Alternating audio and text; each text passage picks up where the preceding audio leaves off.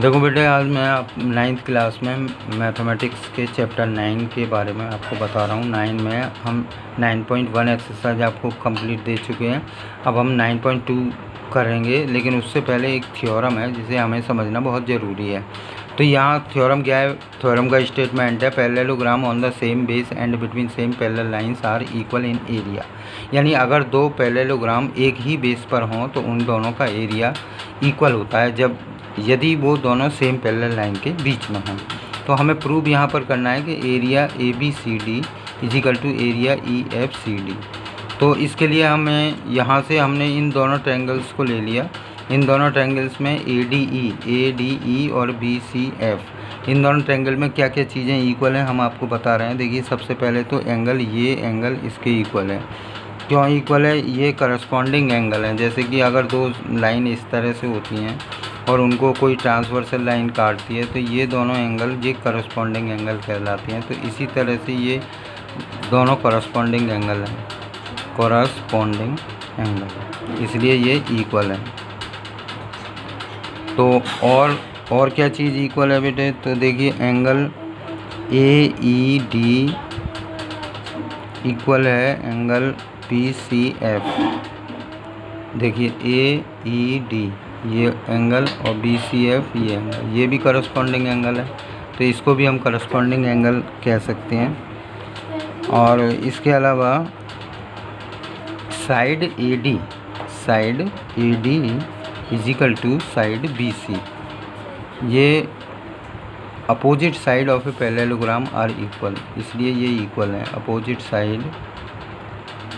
Side of parallelogram, इसलिए ये equal है। तो अब आप देखिए, यहाँ पर ये दोनों triangle by ASA, angle side angle, therefore by ASA congruency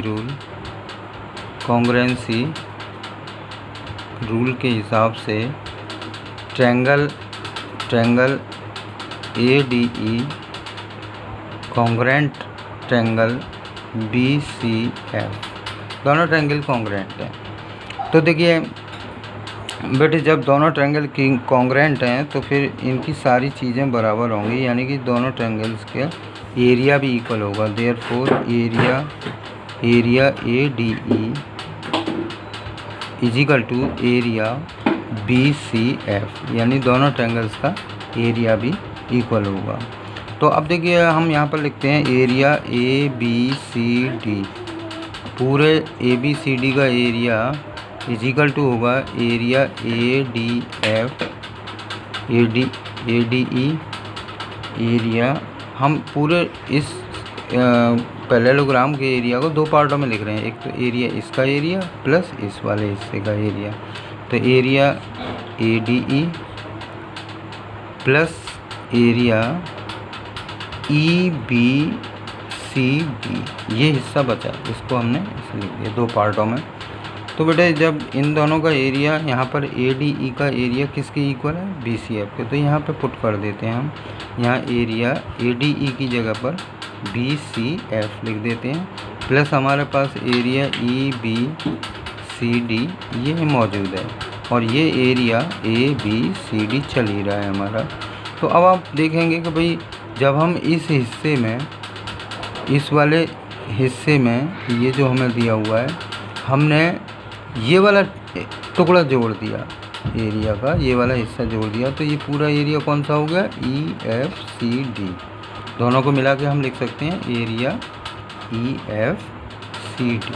तो ये area ABCD is equal to आ गया एरिया EFCD।